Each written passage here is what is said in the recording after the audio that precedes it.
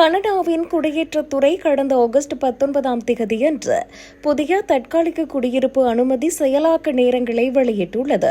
இதில் பெரும்பாலான பிரிவுகளில் விண்ணப்பங்களை பரிசீலிக்கும் காலம் அதிகரித்துள்ளதாக தகவல்கள் வெளியாகியுள்ளன. குறிப்பாக அமெரிக்காவின் சூப்பர் விசா மற்றும் பாகிஸ்தானில் இருந்து பெறப்பட்ட சுற்றுலா விசாக்களுக்கான காத்திருப்பு காலம் குறைந்தது 2 வாரங்கள் வரை நீட்டிக்கப்பட்டுள்ளது. இது பல விண்ணப்பதாரர்களுக்கு பெரும் கவலையை ஏற்படுத்தியுள்ளது. அதே நேரத்தில் சில குறிப்பிட்ட பிரிவுகளில் நல்ல முன்னேற்றம் ஏற்பட்டுள்ளது. குறிப்பாக பாகிஸ்தானில் இருந்து விண்ணப்பிக்கப்பட்ட வேலை அனுமதி விண்ணப்பங்கள் 5 வாரங்கள் வரை செயலாக்க நேரம் கணிசமாக குறைந்துள்ளது.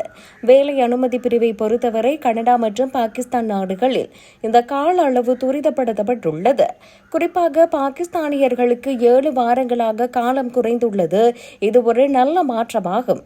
மறுபுறம் கல்வி அனுமதி பிரிவில் நைஜீரியா நாட்டிற்கான காத்திருப்பு காலம் 1 வாரம் அதிகரித்து 9 வாரங்களாக மாறியுள்ளது. மற்ற நாடுகளின் நிலைமையில் எந்தவித மாற்றமும் ஏற்படவில்லை. சுற்றுலா விசாக்களை பொறுத்தவரை கனடாவில் காத்திருப்பு நேரம் சற்று குறைந்துள்ளது.